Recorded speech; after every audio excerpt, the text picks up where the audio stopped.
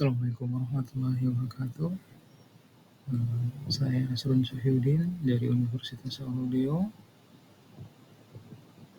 Pada kesempatan kali ini, saya akan membuat video pembelajaran dengan bantuan Canva Design untuk memenuhi tugas 18 video pembelajaran yang diampu oleh Dr. Eko Rusdianto, MCS. Pada pekerti ke-8 di Universitas Bengkulu. Saya kira langsung saja.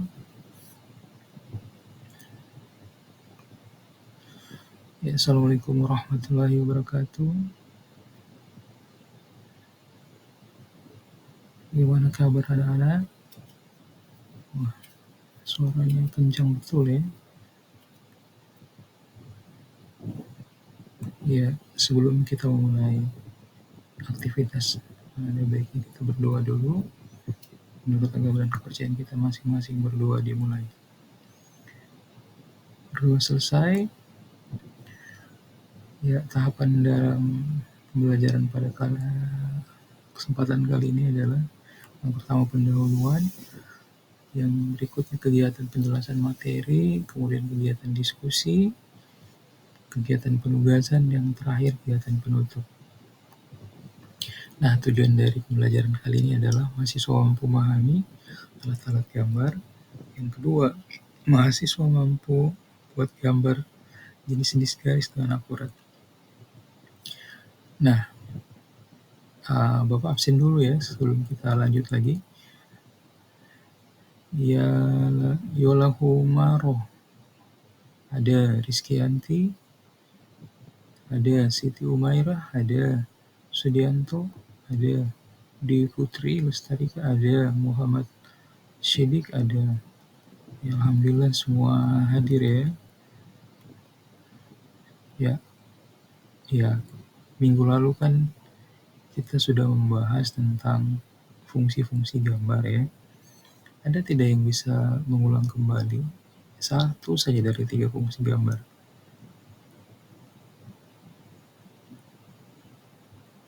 Oh ya, Sidik, silakan.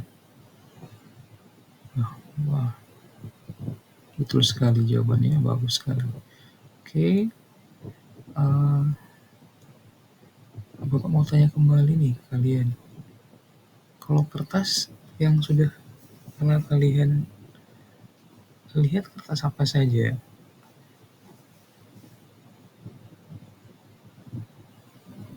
Oh, A4 ya. A3 juga. Oh, siap-siap. Berarti sudah paham ya. Nah, oke, ya, sip. Terima kasih, Rizky. Nah, sekarang Bapak coba menjelaskan. Nah, selain kertas ukuran A3 dan 4 itu, ada jenis ukuran kertas lain ya. Kertas ukuran A0, A1, dan A2. A0 dan A1 dan A2 ini biasa digunakan untuk zaman dulu ya. Kalau misalnya ada tuh PU itu memprint gambar besar-besar, itu kayak kertas A0 dan A1 untuk bahan presentasi ya, gambar zaman-zaman dulu ya. Sekarang sudah berubah di kertas A3 rata-rata. Nah, jadi kertas ini jadi semakin besar nominalnya atau angkanya, maka ukurannya semakin kecil. Nah, itu yang perlu diingat ya. Oke, ini pakai standar ISO 216 ya ukurannya.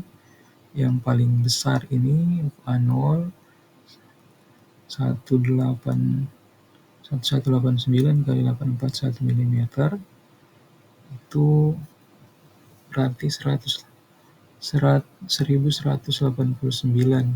yang tingginya dan lebarnya 841, dan semakin mengecil ketika nilainya semakin besar ya. Oke, yang berikutnya alat gambar. Nah, pensil ya. Pensil ini dipakai untuk menggaris ya, membuat bentukan di kertas gambar tadi. Nah, pensil ini sebenarnya ada banyak beragam ya. Mungkin kalian sudah biasa pakai yang pensil konvensional yang biasa diruncing ya, ada juga yang model ditekan-tekan ya, itu pensil mekanik. Nah, dari pensil tadi sebenarnya bisa dibedakan menjadi 3 ya. Ada pensil B, ada pensil HB, biasa juga disingkat jadi F ya, dan pensil H. Jadi pensil B itu menunjukkan tingkat kelunakan dari tekstur pensilnya. Jadi semakin besar nilainya maka tekstur pensilnya semakin lunak. Itu bagus untuk pakai untuk menebalkan garis. Pensil H kebalikannya, jadi semakin besar tingkat kekerasannya semakin keras ya, jadi semakin keras. Nah, fungsinya biasa dipakai untuk mengarsir kalau untuk pada tugas kita kali ini. Jadi hal-hal yang detail itu menggunakan pensil H. Yang berikutnya lagi, alat gambar berikutnya itu ada jangka. Jangka di sini untuk membuat lingkaran ya. Ada penumpunya yang lebih tajam ya, tempat menumpu, dan yang ada mata pensilnya itu untuk memutar ya, untuk membentuk sebuah pola lingkaran.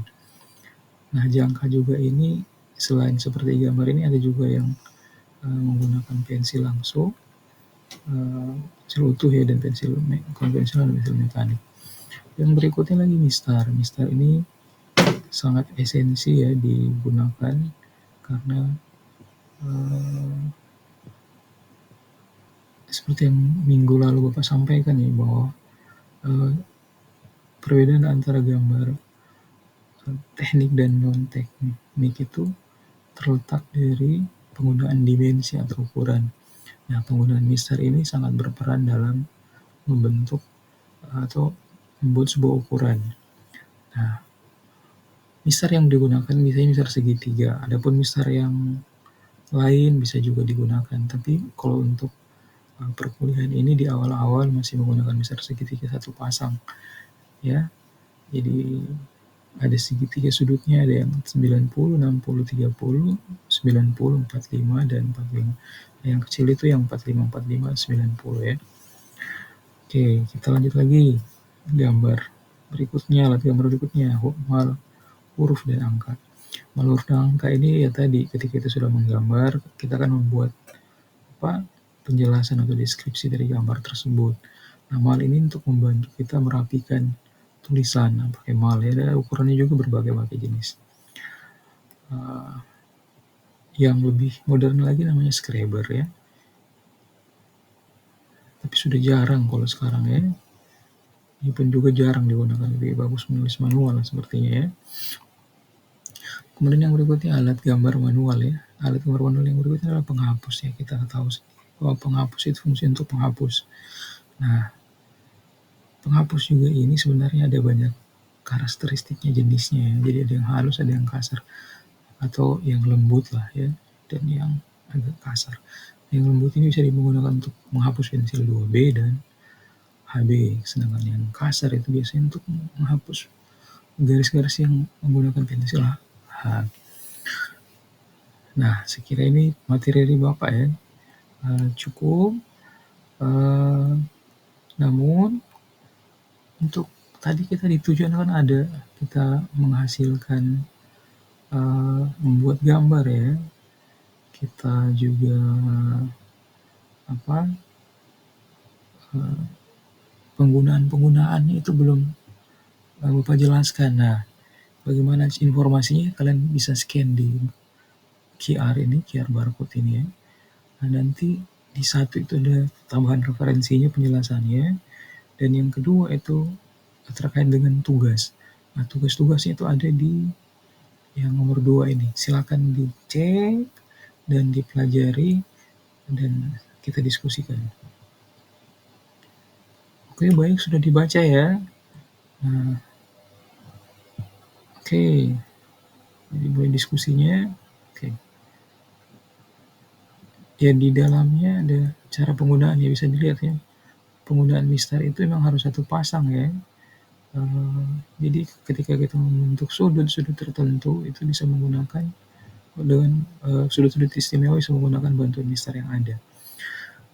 Nah, di tugasnya Tugas satu kan itu menggunakan kertas A4 dan tugas 2 kertas A3. Yang satu membuat garis dan yang kedua membuat pola setengah lingkaran ya, pola lingkaran lah. Oke, sudah jelas ya. Nah, tugasnya ini dikerjakan di rumah. Nah, sebelum Bapak akhiri, Bapak memberikan dulu kesimpulan dari materi yang sudah kita dapatkan ini ya. Jadi kesimpulannya kita bisa lihat bahwa dengan memahami alat-alat tadi, ya kalian bisa menggambar dengan akurat ya, kemudian sesuai dengan standar yang berlaku. Nah, dari mana sumber datanya Bapak dapat? Ini dari Dasar-Dasar Teknik Elektronika Kemendikbud 2022. Nah, sebelum kita mengakhiri pertemuan pada hari ini, marilah kita berdoa kembali, semoga apa yang kita dapat ini menjadi berkah dan bermanfaat. Berdoa dimulai. Ya, berdoa selesai. Terima kasih Bapak ucapkan, semoga minggu depan kalian sehat-sehat semua dan kita ketemu lagi minggu depan di materi berikutnya. Assalamualaikum warahmatullahi wabarakatuh.